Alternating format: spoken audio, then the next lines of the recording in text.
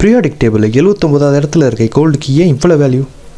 மண்ணுக்குள்ளே இருக்க கோல்டுக்கு தான் இவ்வளோ வேல்யூவா, இல்லை உண்மையிலே வெண்கல்லேருந்து வந்தனால தான் கோல்டுக்கு இவ்வளோ வேல்யூவா? கோல்டை பற்றின முழு விவரமும்.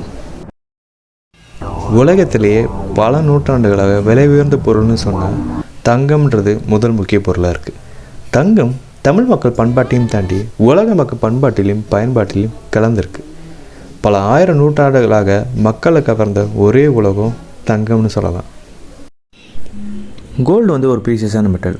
அதோட ஸ்டன்னிங்கான ஷைனி எல்லோ கலர் தான் எல்லா மக்களையும் தன் பக்கம் திரும்பி பார்க்க வச்சுது. அதையும் தாண்டி கோல்டு மற்ற எலமெண்ட்ஸ் மாதிரி ஈஸியாக கரோட் ஆகாது. அதனால தான் லாங் டேர்ம் யூஸுக்காக மக்கள் இதை ஜுவல்லரியாகவும் கலைப்பொருட்களையும் சேர்த்து பயன்படுத்துகிறாங்க. 6000 ஆண்டுகளுக்கு மேலாக மனித வரலாற்றின் ஒரு பகுதியாக தங்கம் இருக்குது. ஏசியன் சிவிலைசேஷனான எஜிப்சியன்ஸ் இந்த தங்கத்தை தெய்வீகமாக கருதுனாங்க. அதனால தான் அவங்க கோவில்களையும் கல்லறைகளையும் அலங்கரிக்க இதை பயன்படுத்தினாங்க. கிபி 600ஆம் ஆண்டுக்கு முன்பு இந்த காலத்து டர்க்கின்னு அழைக்கப்படுற லைடியாவில் தான் முதலாக தங்க நாணயங்களை அறிமுகப்படுத்தினாங்க. இந்த நாணயங்கள் தான் வணிகத்திலே பெரிய புரட்சியை ஏற்படுத்துச்சு. அதனால தான் கோல்டோட மதிப்பு உலகளாவியே கொண்டு போச்சு. அப்படியே ஃபாஸ்ட் ஃபார்வர்ட் பண்ணி 19ஆம் நூற்றாண்டுக்கு வந்தோம்னா தங்கத்தை தேடி பல வேட்டைகள் நடந்தது. 1848 California gold rush, 1886 South Africa gold டிஸ்கவரின்னு இந்த உலக பொருளாதாரத்தை ஒரு ஷேப்புக்கு கொண்டு வந்துச்சு. இன்றைக்கி 20ஆம் நூற்றாண்டில் பணத்தை பின்னுக்கு தள்ளி கோல்டுன்ற ஒன்று பொருளாதாரத்திலே முதன்மையாக இருக்குது. என்ன தான் தங்கத்தை நம்ம பூமியிலேருந்து கண்டுபிடிச்சாலும் அது உருவான இடம் பூமி இல்லை, விண்வெளி.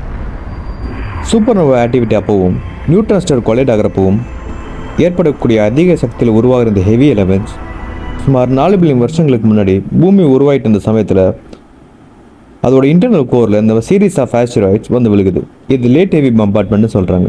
அப்படி விழுந்த இந்த ஹெவி எலமெண்ட்ஸ் கோர்லேருந்து நாளடைவில் ஏற்பட்ட வல்கானிக் எரப்ஷனாலையும் டெக்டானிக் பிளேட் நகர்வுனாலையும் கோரில் இந்த எலமெண்ட்ஸ் கிரஸ்ட்டுக்கு வருது.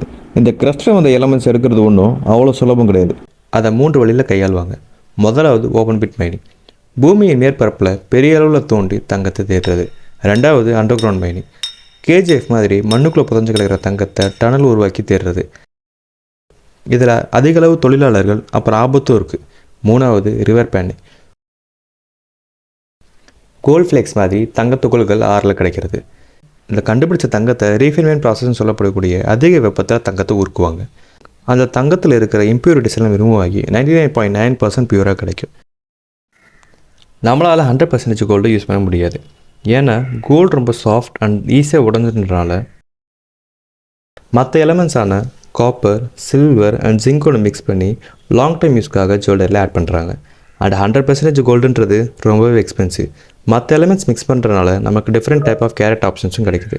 24 carat, 22 carat and 18 carat. Gold இன்வெஸ்ட்மெண்ட்ஸ்லையும் டெக்னாலஜியும் யூஸ் பண்ணுறாங்க. கோல்டு ஒரு சூப்பர் கண்டக்டிவ் மெட்டல்ன்றனால எலக்ட்ரானிக் டிவைசஸான ஸ்மார்ட் ஃபோன்ஸ்லையும் மெடிக்கலில் கோல்டு நானோ பார்ட்டிகல்ஸ் வச்சு டிசீஸை ட்ரீட்மெண்ட் பண்ணுறதுக்கும் யூஸ் பண்ணுறாங்க. கடைசியாக கோல்டுக்கே இவ்வளோ வேல்யூ? ஃபர்ஸ்ட் திங், அது ரேர், நம்ம யாரையும் ஈஸியாக கண்டுபிடிச்சிட முடியாது. Second, gold is symbol of wealth and prosperity, எல்லா கண்ட்ரி அண்ட் கல்ச்சர்ஸ்லையும் அக்செப்ட் பண்ணப்பட்ட ஒன்று. Third, safe haven asset.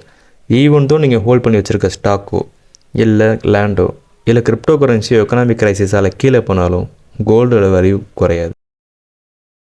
ஒரு கட்டத்தில் கோல்டு இந்த பூமியிலே இல்லைன்னு என்ன ஆகும்? அந்த காலகட்டம் இருக்கிறப்ப நம்ம நினச்சி பார்க்க முடியாத அளவுக்கு கோல்டோட வேல்யூ இன்க்ரீஸ் ஆகும். Then gold recycle. நம்ம கோல்டு எலக்ட்ரானிக் டிவைசஸில் யூஸ் பண்ணுறாங்கன்னு சொன்ன மாதிரி எவ்ரி இயர் ஜென்ரேட் ஆகிற எலக்ட்ரானிக் வேஸ்ட்லேருந்து கோல்டு ரீசைக்கிள் பண்ணுவாங்க. And there is a possibility of space mining. Scientist என்ன நம்புகிறாங்கன்னா நம்ம பூமியை கடந்து போகிற ஒவ்வொரு ஆஸ்ட்ராய்ட்ஸ்க்கும் பெரிய அளவில் கோல்டு அண்ட் ப்ரீசியஸ் எலமெண்ட்ஸ் இருக்கும். அதை எக்ஸ்ட்ராக்ட் பண்ணுறதுக்கு ஸ்பேஸ் மைனிங்கிறது ஃப்யூச்சரில் டெவலப் ஆகணும்னு எக்ஸ்பெக்ட் பண்ணுறாங்க. தங்கத்தை பற்றி நம்மளுக்கு எவ்வளோ விஷயம் தெரிஞ்சிருந்தாலும் தினந்தோறும் ஏன் தங்க விலை ஏறுது இறங்குதுன்றதுக்கான காரணமும் பின்னணியும் ஒன்று தான். தங்கன்றது ஒரு பொருளையும் தாண்டி நம்ம பொருளாதாரத்திலே ஒன்று. எப்பப்போ அந்த பொருளாதாரம் பாதிக்கப்படுதோ அப்போ தங்கத்தோட விலையும் பாதிக்கப்படும். முதலாவது ஹை டிமாண்ட். எப்போ டிமாண்ட் அதிகமாக இன்க்ரீஸ் ஆகுதோ அப்போ தங்கத்தோட விலை இன்க்ரீஸ் ஆகும். ரெண்டாவது இன்ஃப்ளேஷன். விலைவாசி கூட்டுறப்பவும் தங்கத்தோட விலை கூடும்.